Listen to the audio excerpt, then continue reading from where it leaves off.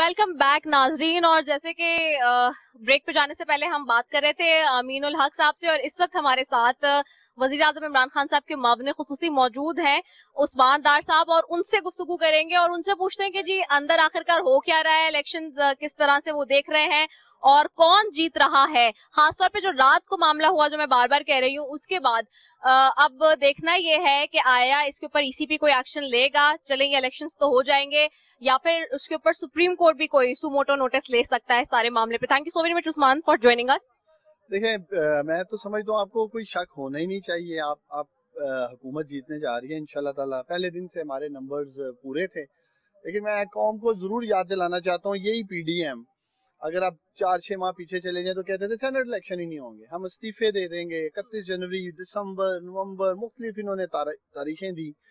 फिर उसके बाद आपके सामने है, ये कहते थे सेनेट इलेक्शन से पहले हुकूमत घर चली जाएगी। तो आज अल्हम्दुलिल्लाह सेनेट इलेक्शन भी हो रहे हैं, हुकूमत भी मौजूद है, अलबत्ता इनके इस्तीफे तो नहीं आए और इसके बाद लॉन्ग मार्च की बात की जा रही है। लेकिन जिस तरह की शर्मनाक वीडियोस कल कौम के सामने आई, चैनल्स ने दिखाया, यही असल वो जद्दोजहद है जो प्राइम मिनिस्टर इमरान खान कर रहे थे। हमारी हुकूमत ने पूरी आखिरी दिन तक हमने कोशिश की senate election show off hand से या ओपन बैलेटिंग से होने चाहिए। इसीलिए ये जिस तरह करोड़ों रुपए आपने देखा, नासिर हुसैन शाह साहब बिल्कुल सौदा कर रहे हैं जी कि आप इतने करोड़ ले लें। इवन तरक्याती फंड्स की बात की गई, 10 करोड़ आपको देंगे, उसमें से 5 करोड़ भी आपको बच जाएंगे। जरदारी साहब का जिक्र किया जाता है।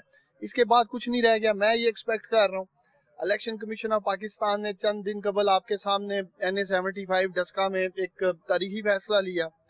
उस फैसले की अहमियत अपनी जगह मौजूद है, वहाँ भी धुन का जिक्र किया गया। यहाँ जो अंधाधुन खरीदो फरोख्त हुई जो कौम के सामने आ चुकी है, मैं उम्मीद करता हूँ इलेक्शन कमीशन ऑफ पाकिस्तान इसका नोटिस लेगा और जो भी जिम्मेदारान है मेरिट पे इसकी इंक्वायरी होनी चाहिए और जो भी जिम्मेदारान है उनको फिक्स करने की जरूरत है।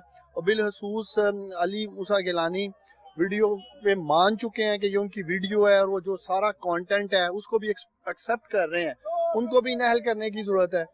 तो इंशाल्लाह ताला आप देखेंगे और हम ये उम्मीद कर रहे हैं कि इलेक्शन कमीशन इसका नोटिस लेगा और अभी चंद मिनट कह लें, तकरीबन अगले आधे एक घंटे में नताइज सामने आ जाएंगे और आप देखेंगे इंशाल्लाह ताला ये जो दावेदार थे जी कि हम पासा पलट देंगे, यार कर देंगे, पार कर देंगे, तो इंशाल्लाह ताला मुझे पूरी उम्मीद है कि फी शेख साहब इलेक्शन जीत जाएंगे। हम ये देख रहे हैं कि जो इस वक्त अभी हमने देखा कि रिजल्ट्स का टाइम भी अब आने वाला है और रिजल्ट्स भी हमें पता चल जाएंगे।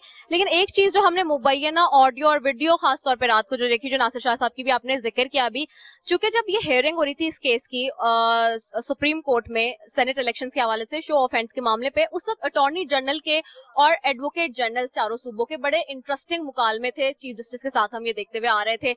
और उस पर ये बात वहां जिक्र भी हुआ कि अगर कोई अपने जमीर के नाम पे वोट दे देता है किसी और पार्टी को, तो टेक्निकली वहां पे तो नहीं हो सकती कोई सजा या कोई उसके खिलाफ एक्शन, अगर उसका जिक्र मिल जाता है यानी कि पैसे का, और उसके सबूत शवाहिद सामने ठोस मिल जाते हैं, जैसे कि एडवोकेट जनरल ने कहा था। तो अब ये वीडियोस के साथ साथ हम देख रहे हैं कि ये सामने सारी चीजें, नासिर शाह साहब की गुफ्तगू होना, जिन एमएनए से गुफ्तगू हो रही है वो जो डील कर रहे हैं, और गिलानी साहब का यानी कि यूसुफ रजा गिलानी साहब के बेटे का जिस तरह से इन्वॉल्वमेंट होना।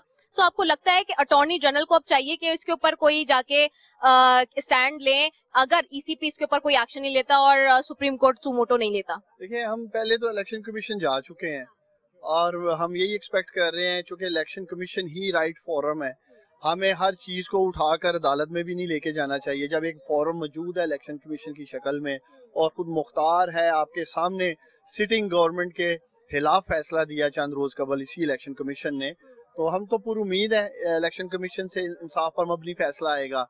लेकिन देखें, दूसरी तरफ जैसे आपने वीडियोस की बात की या जमीर की बात की, तो अगर जमीर ही की आवाज पे लोगों ने वोट देना है तो फिर उसमें मुनाफकत नहीं होनी चाहिए। जमीर की आवाज ये है, फिर आप ओपन वोट दें। अगर आप अपनी पार्टी के खिलाफ वोट देने जा रहे हैं तो उसको छुपा रहे हैं और एक तरफ कह रहे हैं जमीर की आवाज है, तो ये तो मुनाफकत है। फिर आप अगर पार्टी पॉलिसीज के खिलाफ जा रहे हैं, अपनी पार्टी के खिलाफ जा रहे हैं, खुल के सामने आए। मुनाफकत भी बंद होनी चाहिए। देखें, ये दो चीजों का इलाज है, ओपन बैलेटिंग या शो ऑफ हैंड्स। एक जमीर फरोशी खरीदो फरोख्त का बाजार बंद होगा, दूसरी तरफ मुनाफकत भी बंद होगी। मुनाफकत का बाजार भी बंद होगा, जो लोग मुनाफकत कर रहे हैं जमीर के वोट के ऊपर। और अब तो वीडियो सामने आ चुकी हैं, और मैं समझता हूँ कि यूसुफ रजा गिलानी हलाकी जवाज हो चुके हैं। और असूली तौर पे तो आज जिस तरह उनके अपने बेटे की वीडियो सामने आ गई हैं और हर जगह पीपल्स पार्टी का नाम आ रहा है, बलोचिस्तान में देखें, खैबर पख्तूनख्वा में देखें, और सिंध में हमारे एमपीएस के साथ क्या किया गया। एक ने तो बकायदा आके कह दिया है मुझे अगवा भी किया गया और मैं पीपी को वोट नहीं दूंगा, वहाँ भी उनको बड़ा प्रेशराइज किया गया। तो मैं उन तमाम पार्लियामेंटेरियंस को भी मुबारकबाद देना चाहता हूँ जो हक और सच पे डटे रहे। उन्होंने किसी किस्म का प्रेशर नहीं लिया, उनको करोड़ों रुपए ऑफर किए गए, लेकिन उन्होंने अपने जमीर नहीं बेचे और वो हक और सच के साथ खड़े रहे। बिल्कुल आपने सही कहा। अच्छा उस्मान, मुझे ये भी बताइएगा कि हम जिस तरह से देख रहे हैं कि वहाँ जो 3 एमपीएस का मामला उठा खासतौर पे सिंध असेंबली के अंदर, और आज उन्होंने भी अपने वोट कास्ट किए हैं, अगर वहां से कोई इस तरह का अपसेट होता है, नंबर्स आगे पीछे होते हैं, तो आपको लगता है क्या एनए में भी, चूंकि जिनसे आपका इत्तेहाद हुआ था, एडजस्टमेंट हुई थी, वो इसी मामले पे हुई थी कि वहां पे आप वोट देंगे तो यहाँ पे एनए में आपको दिया जाएगा, कोई लग रहा है कि कोई अपसेट हो सकता है या वहां भी पूरी उम्मीद है कि नहीं वहां भी सही तरीके से वोट पड़ा होगा? देखें जी, अगर तो पैसा नहीं चला तो फिर हर एक को उसकी मुतनासिब नुमाइंदगी मिलेगी जो जिस पार्टी की बन रही है। आपके सामने पंजाब में देखें, बिला मुकाबला कैंडिडेट्स मुंतखब हुए, जिस जमात की पीएमएलएन की तकरीबन 5 सीटें थी वो ले जाते हैं, 5 ही हमारी थी हमें मिल जाती हैं, एक पीएमएलक्यू को मिल जाती है, क्योंकि पीपल्स पार्टी वहां से अपना कैंडिडेट विड्रॉ कर लेती है पंजाब से। तो पंजाब एक बेंचमार्क के तौर पे सबके सामने है। अब सिंध में अगर कोई अपसेट होगा, केपी में होता है, बलूचिस्तान में, तो ये सिर्फ पैसा ही फिर चलेगा, या अगर जमीर की आवाज है तो फिर वो लोग सामने आए, खुल के आके बोलें कि हम पार्टी की पॉलिसीज के खिलाफ हैं। ठीक है। अच्छा ये भी बताएं उस्मान कि कितने पुरुमीद है जितने नंबर्स हमें नजर आ रहे हैं, क्योंकि इस वक्त हम देख रहे हैं कि ये हिस्ट्री में पहली दफा होगा कि पीटीआई के जो नंबर्स हैं वो सबसे ज्यादा सेनेट में होने जा रहे हैं। कितने पुरुमीद है, कैसा लग रहा है कि वो वाकई सारे के सारे ही मिलेंगे या कुछ कम भी हो सकते हैं? इंशाल्लाह ताला सारे के सारे मिलेंगे, और यही खौफ है अपोजिशन को, पीडीएम को, सेनेट में जब हम एक मेजॉरिटी पार्टी के तौर पे सामने आएंगे, लेजिस्लेशन में, कानून साजी में बहुत सारी अवाम के लिए की गई कानून साजी आकर सेनेट में रोक दी जाती थी, वो इंशाल्लाह ताला मसाइल खत्म होंगे। और आप देखें जैसे ही हमारी इंशाल्लाह ताला यहाँ पोजीशन मेजॉरिटी में आती है सेनेट में, तेजी से कानून साजी की तरफ जाएंगे ताकि अवाम को रिलीफ मिल सके, जिसके लिए लोग पार्लियामेंटेरियंस को, एमएनएस को, एमपीएस को असेंबली में भेजते हैं ताकि उनके मसाइल हल किए जा सके। तो इंशाल्लाह ताला जबरदस्त कानून साजी होगी और तेजी आएगी इसमें। अच्छा मुझे आखिरी ये बताइएगा, जैसे हम देख रहे हैं कि उस वीडियो में सिर्फ नासिर शाह साहब नहीं है, आपके भी जो एमएनएज हैं, और वो मुमकिन तौर पे कराची के एमएनएज लग रहे हैं, उसमें जो नाम और आवाजें जो इस तरह से लग रही हैं वो कराची से बिलोंग करते हैं वो सारे एमएनएज।